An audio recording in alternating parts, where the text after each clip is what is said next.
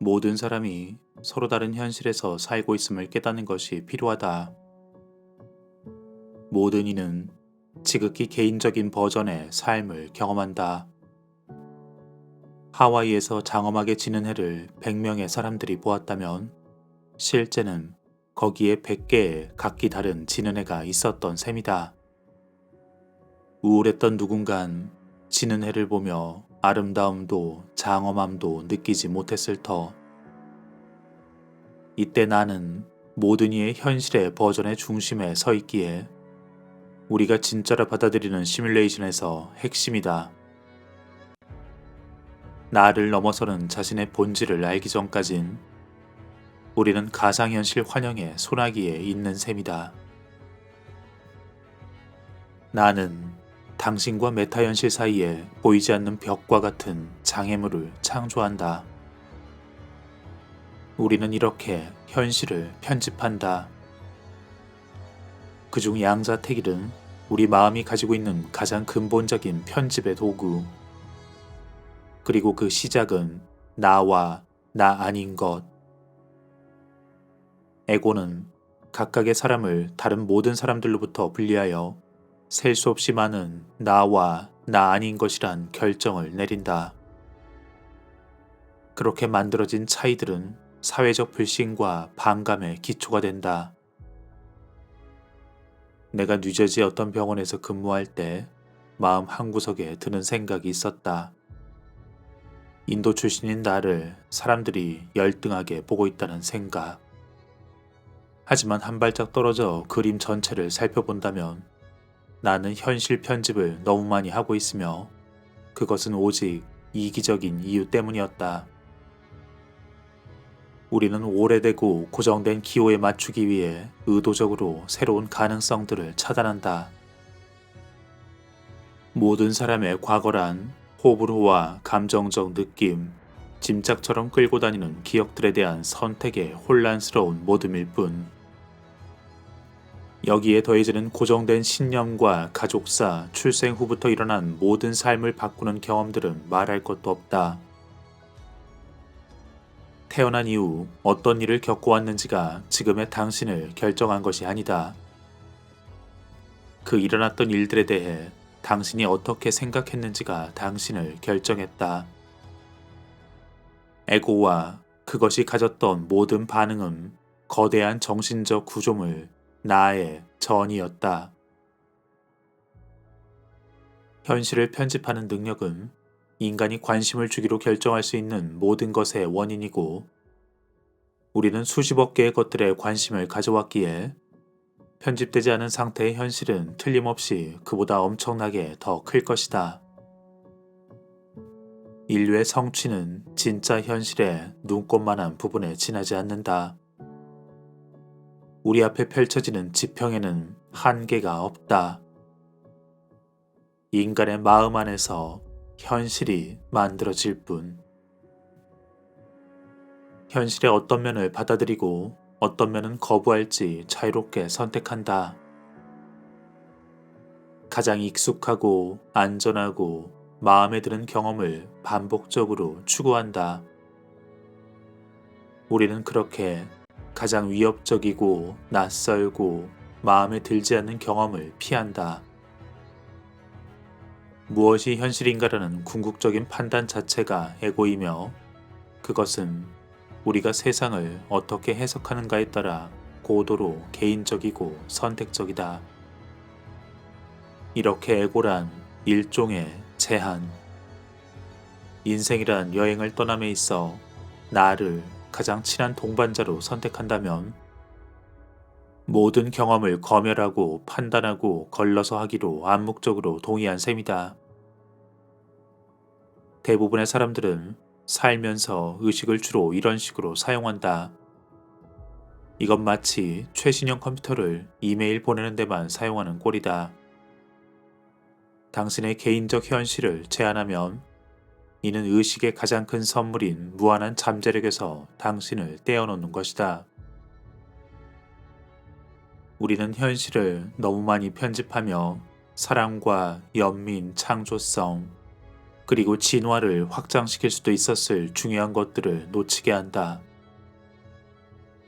우린 너무나 많은 정신적 에너지를 해롭고 자학적인 것들에 불필요하게 쏟고 있다. 명절에 친지를 만나는 자리를 생각해보라. 항상 똑같은 지겹고 짜증나는 가족 문제가 해마다 질이 멸렬하게 이어진다. 당신은 알고 있다. 고집불통인 나아가 별것 아닌 사소하고 귀찮은 일들에 어디까지 매달릴 수 있는지를. 물리적 진화의 막다른 골목에 갇힌 생명체에게는 탈출구가 없다. 이것을 알아차리면 개인적 관계들이 어떻게 망가지는지 이해할 수 있다. 두 사람이 사랑에 빠져 결혼한다. 밀월 기간이 끝나면 둘은 온갖 종류의 문제에 있어 서로의 관계를 정립해야 한다. 가사 분담과 돈과 함께 있는 시간과 떨어져 있는 시간. 이때 이 문제들을 다루는 것이 바로 나인 것이다. 만일 집안 재정 문제로 싸우기라도 한다면 당신의 에고는 화가 날 것이고, 이어서 이겨야 할 필요, 본인이 옳아야 한다는 완고한 욕구가 올라온다. 언쟁이 충분히 달궈지면 수면 아래 있던 오래된 불만과 다툼이 올라와 거품처럼 터진다. 조심하지 않는다면 지극히 사소한 불일치도 개인적으론 몹시 쓰라린 경험이 된다. 화가 난 그 순간 잃는 것은 애초에 관계를 일으켰던 바로 그 사랑이다. 사실은 그것이 보다 큰 현실이다. 하지만 나는 보다 큰 현실을 배제함으로써 사소하고 대개는 의미도 없는 논쟁에서 이기려 드는 것이다. 이렇게 지구엔 70억 명이 각자 나의 조언을 따르며 나는 자신이 현실을 다룰 수 있다 굳게 믿지만, 나가 진짜 현실과 작용한다는 그 기본적인 가정조차 사실은 거짓이다. 지금 이 순간 당신은 양자장에 대해 어떤 실제적인 경험도 하고 있지 않다. 모든 것이 솟아나오는 원천. 자신의 몸을 구성하는 원자와 분자들에 대해 당신은 그 어떤 경험도 하지 못한다. 당신 몸의 세포들, 뇌 자체, 그것들은 직접적인 경험이 불가능하다. 뇌가 의식을 처리한다는 어떤 단서도 찾을 수 없다. 나는 삶이 국소적이고 무한하지 않음을 확실히 하기 위해 우리의 경험을 감시한다.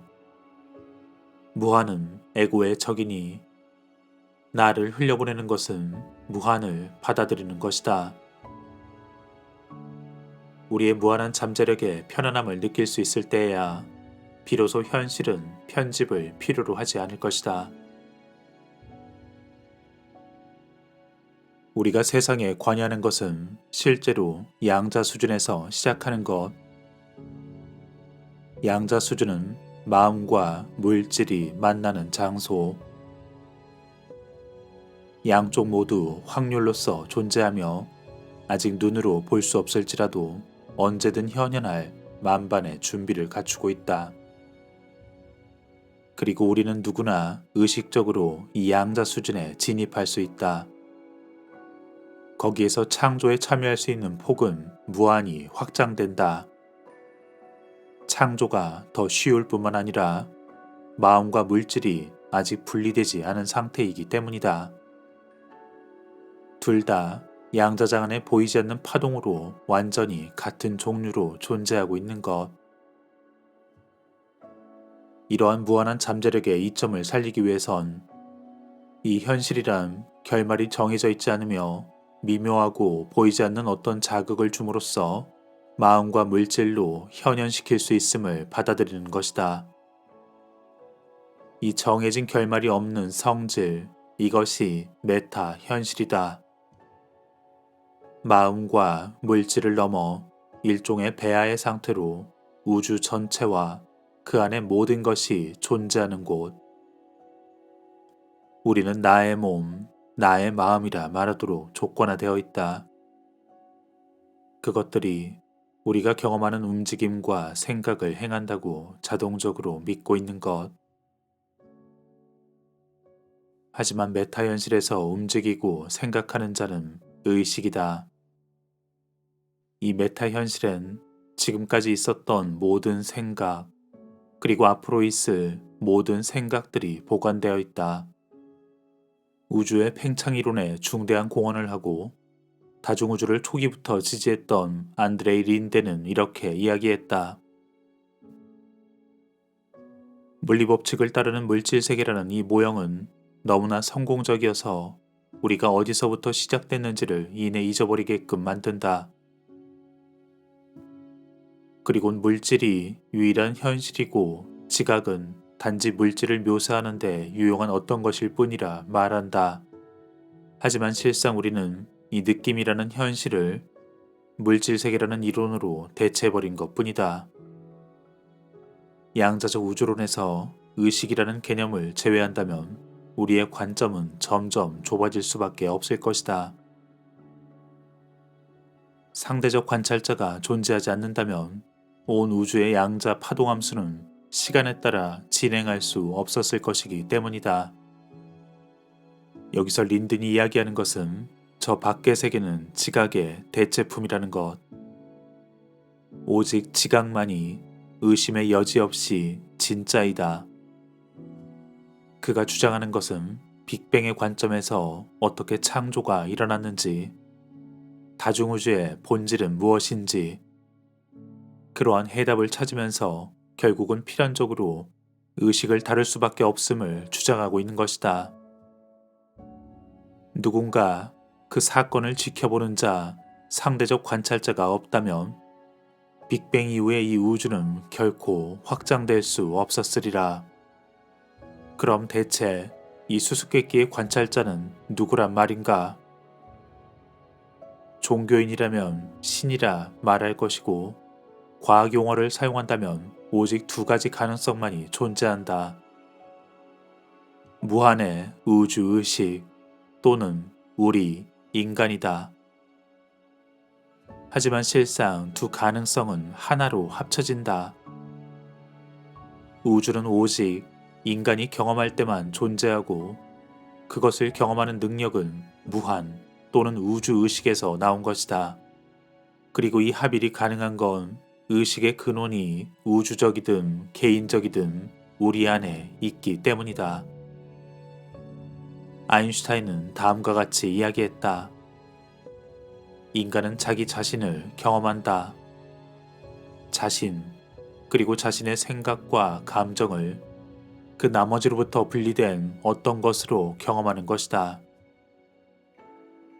이는 의식이 경험하는 일종의 광학적 망상일 뿐, 이 망상은 자신의 개인적 욕망, 그리고 자신과 가장 가까운 몇몇 사람들에게만 국한된 애정에 스스로를 제한시키는 일종의 감옥이다. 우리의 임무는 이 감옥으로부터 스스로를 해방시키는 작업이 되어야만 한다.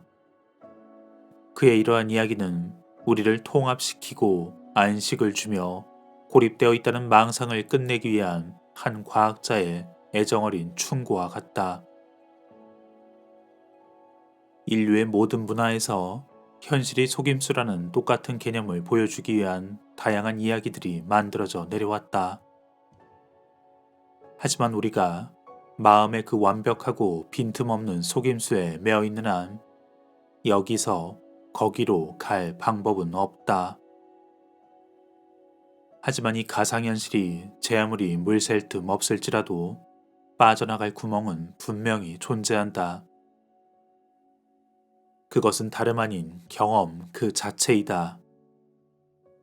도대체 경험이란 무엇인가? 배를 타거나 산을 오르거나 회사를 다니거나 요리를 하거나, 이것들은 모두 다른 듯 보이지만 근원적으로 모든 경험은 똑같다. 이들은 모두 의식적인 어떤 사건.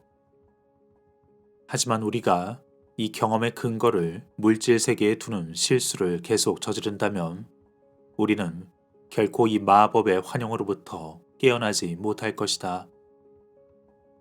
왜냐하면 이 물질 세계 자체가 마법의 환영이기 때문이다. 대상이 아닌 경험을 우선으로 두어야 한다. 여기 한 잔의 커피가 있다.